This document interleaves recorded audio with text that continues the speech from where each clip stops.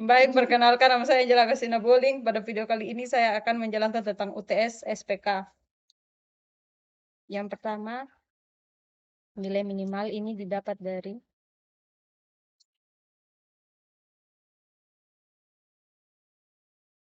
pembagian dari K1. Kemudian nilai maksimal didapat dari pembagian dari K1. Kemudian untuk mendapatkan nilai minimal tinggal kita tarik saja ke samping seperti ini, dan maksimal juga kita tarik saja ke samping seperti ini. Setelah itu untuk nilai nominasi didapat dari K1 dibagi dengan nilai maksimal 0,5 didapat. Kemudian ini didapat dari 10 nilai maksimal dibagi dengan K2. Begitu pula tinggal ditarik. Setelah itu 0,5 ini didapat dari nilai max ditambah K1B. Kemudian tinggal ditarik dan total ini didapat dari nilai max dikali K1C. Tinggal ditarik. Bobot didapat dari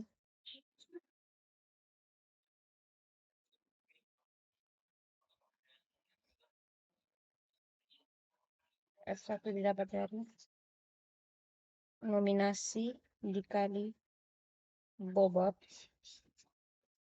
Kemudian F2 didapat dari nominasi dikali bobot. Dan F3 juga nominasi dikali bobot.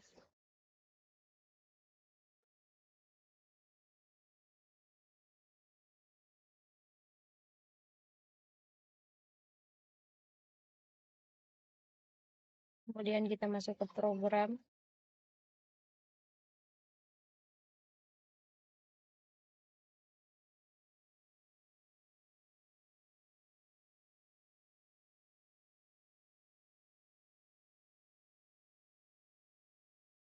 Masuk ke program SKW.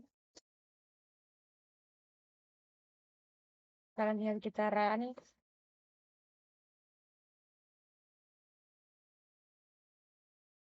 Hasil run dari SAW.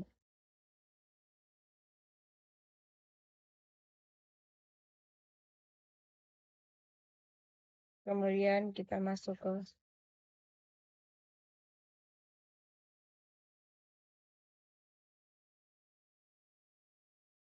WP.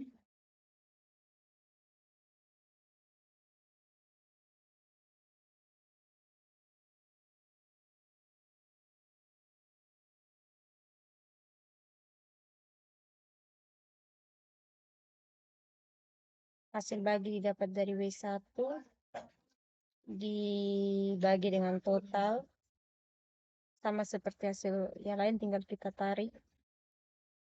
Setelah itu S1 didapat dari kandidat K1, K2, K3, K4, dan K5 dikali dengan hasil bagi. Begitu pula sampai dengan S4. F1 didapat dari S1 dibagi total. Begitu pula dengan F2. Total didapat dari ini. Total juga dapat dari sini. Kemudian kita masuk ke dalam program WP.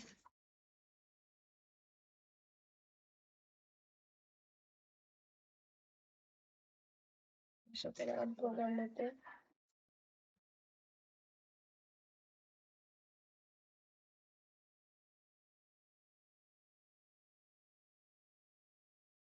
Kita run.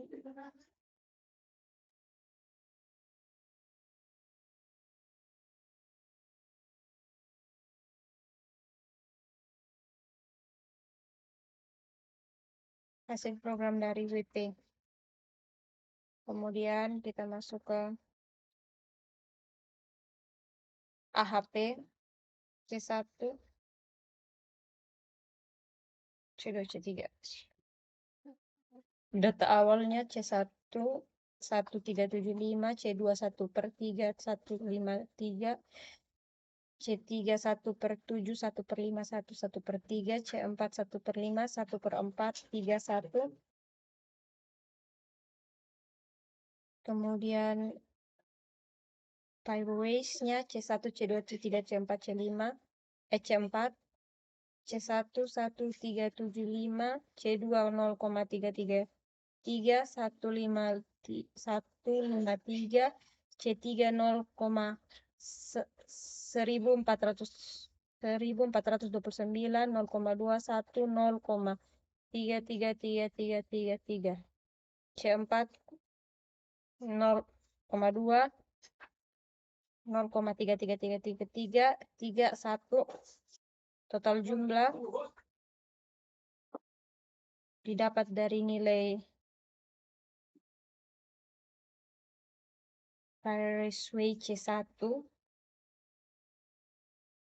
Kemudian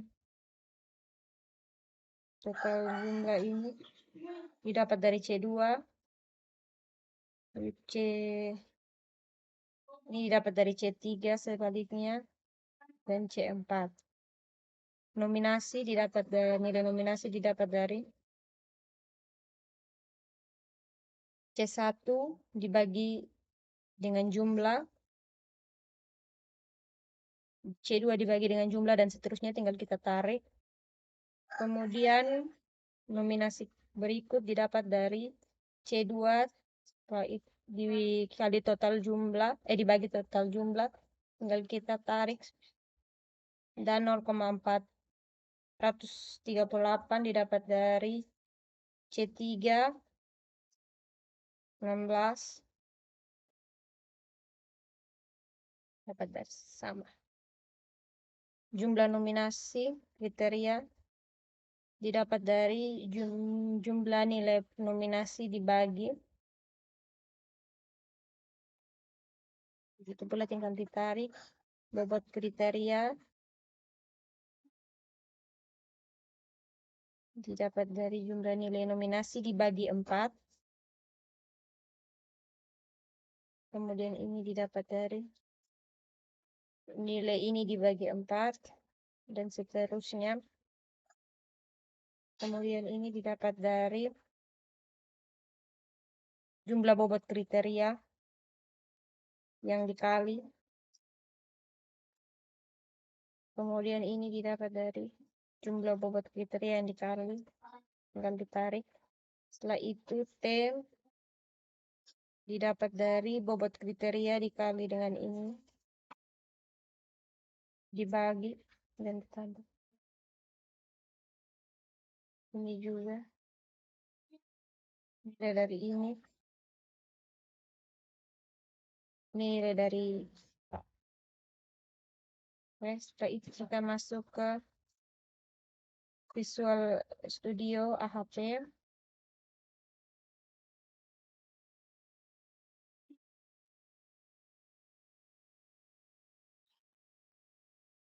Setelah itu kita run.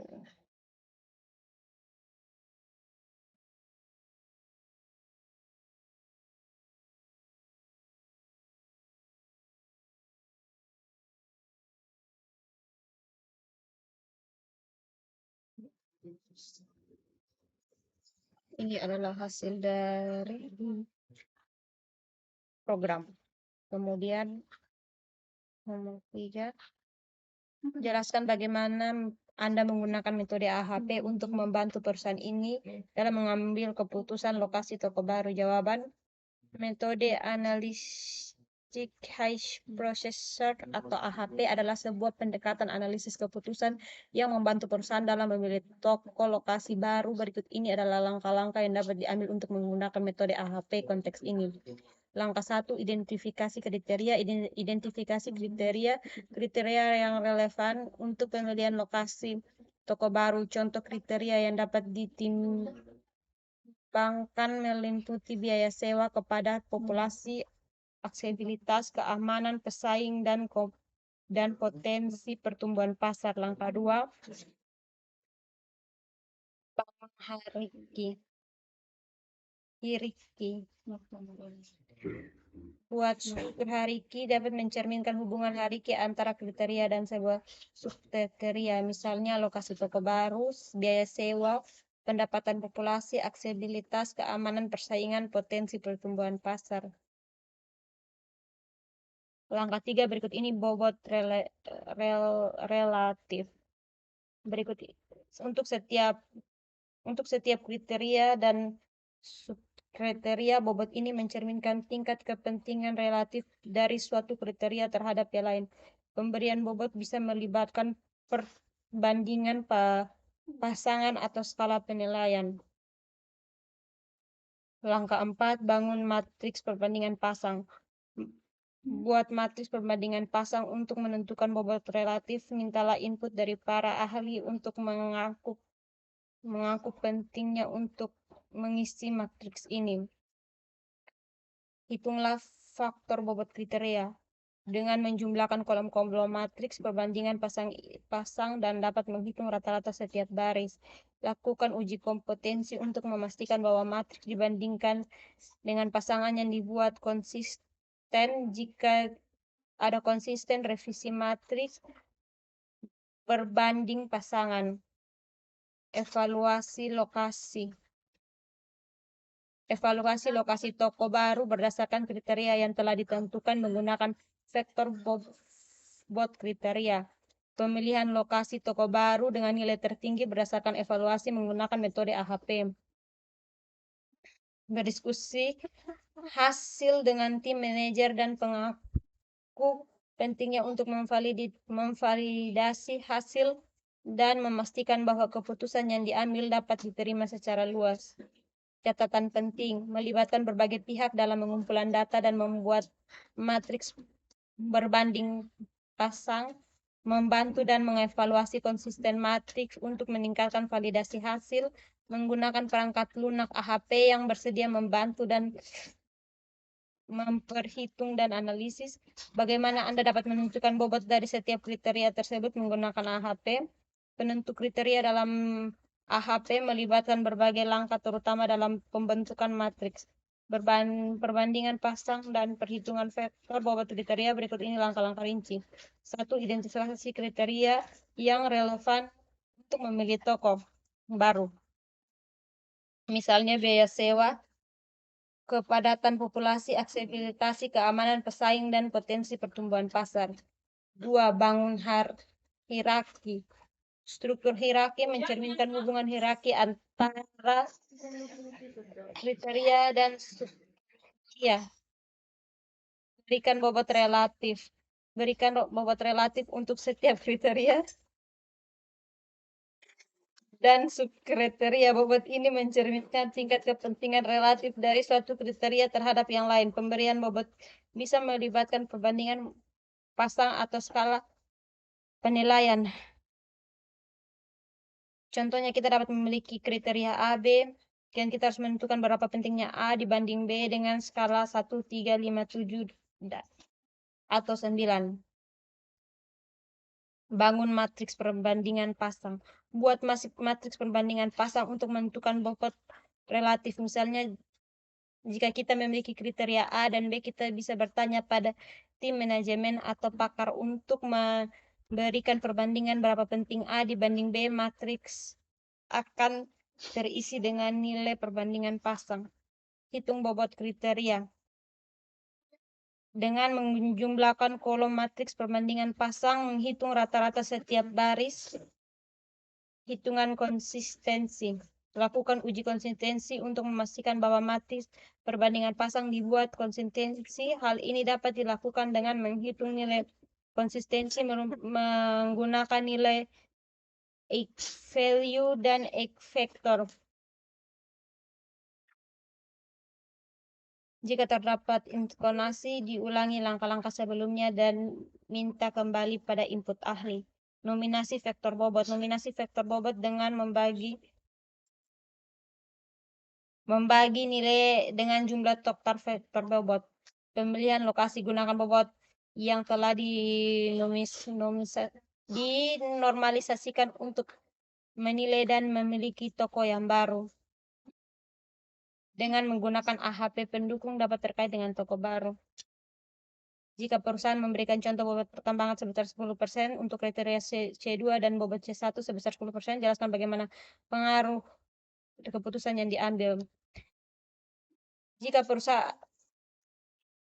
perusahaan memberikan bobot tambahan sebesar 10% dan kriteria C2 dan menggunakan bobot C1 sebesar 10%, maka memiliki dampak signifikan pada hasil akhir dari metode AHP yang digunakan untuk mengambil keputusan. Berikut ini adalah bobot yang mempengaruhinya. Seperti ini.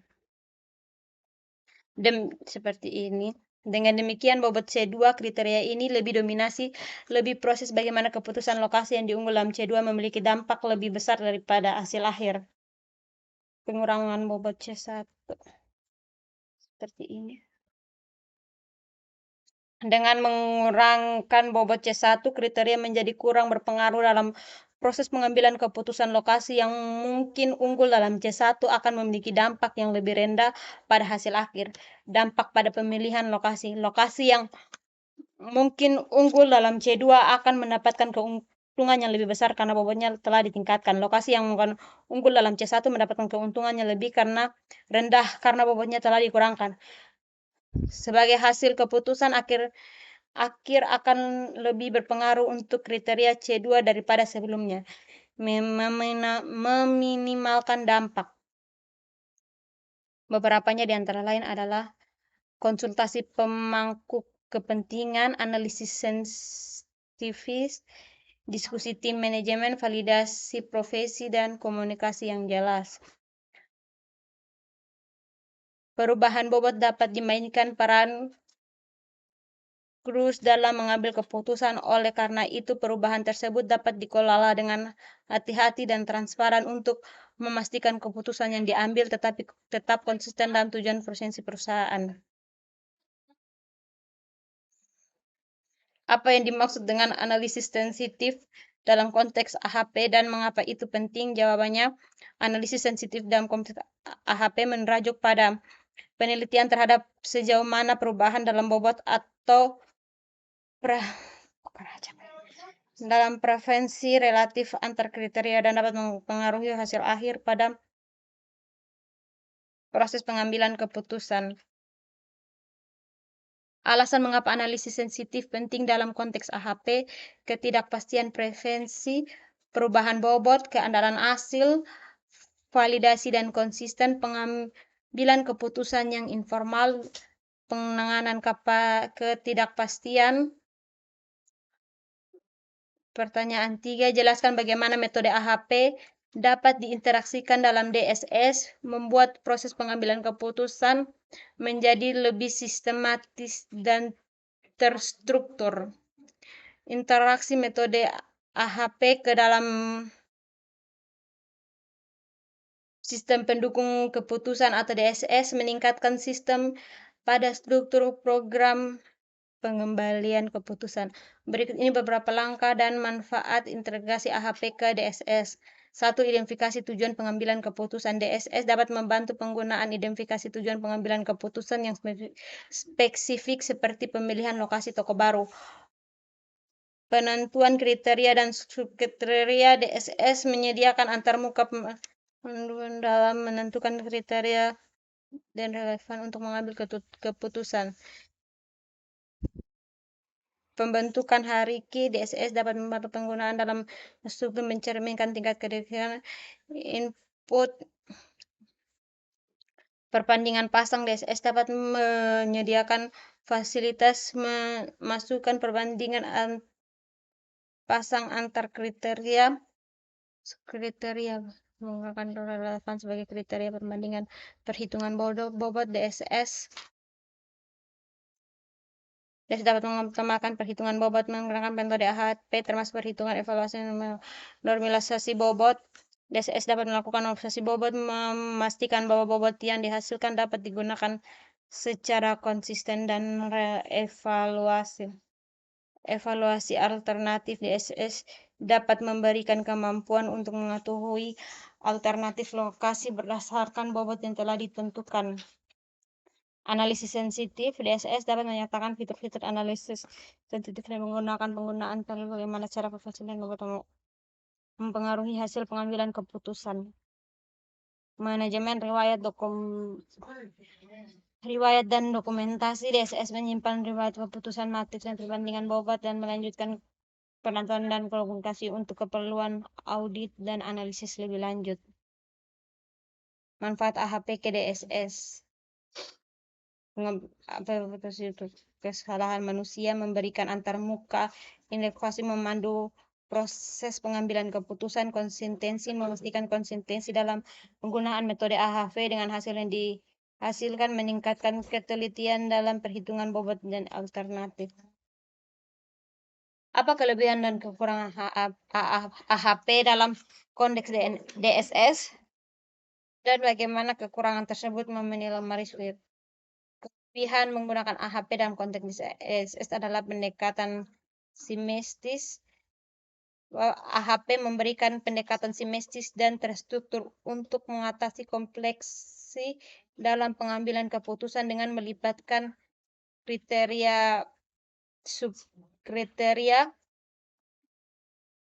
kemampuan menangani multi kriteria dalam mengambil berbagai kriteria dan pemangkuan pentingnya dalam pertimbangan banyak faktor. Fleksibilitas dapat diaplikasikan dalam berbagai konteks keputusan termasuk pilihan lokasi baru, pemilihan vendor, atau keputusan yang melibatkan banyak faktor. Analisis sensitivitas AHP memungkinkan analisis sensitivitas membantu dan memahami dampak perubahan profesi atau bobot terhadap pembelian keputusan.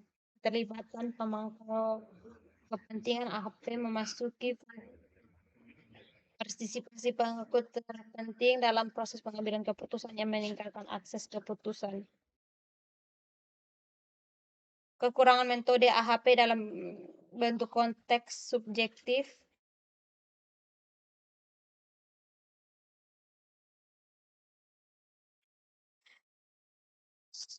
Subjektif AHP melibatkan profesi subjektif dari pangkuan kepentingan yang dapat menyebabkan hasil bervariasi tergantung pada perspektif masing-masing. Konsisten kriteria AHP menghasilkan matriks perbandingan yang tidak konsisten dan mengurangi validasi hasil untuk bisa menjadi tantangan, terutama jika ada mekanisme untuk mengatasi ketidakpastian dan inkorasi sistem terhadap input. Hasil AHP dapat sangat sensitif terhadap perubahan dalam perbandingan pasangan atau bobot variabilitasi dan ini dapat menunjukkan ketidakpastian dalam keputusan. Kompleks perhitungan evaluasi dan lebih konsisten dan dapat terutama dapat menunjukkan manual ini memerlukan waktu dan sumber daya. Cara meminimalkan kekurangan AHP dan DSS. Validasi dan diskusi melibatkan pangkuan dan validasi diskusi mengenai kriteria perbandingan pasangan dan bobot meningkatkan akselerasi hasil.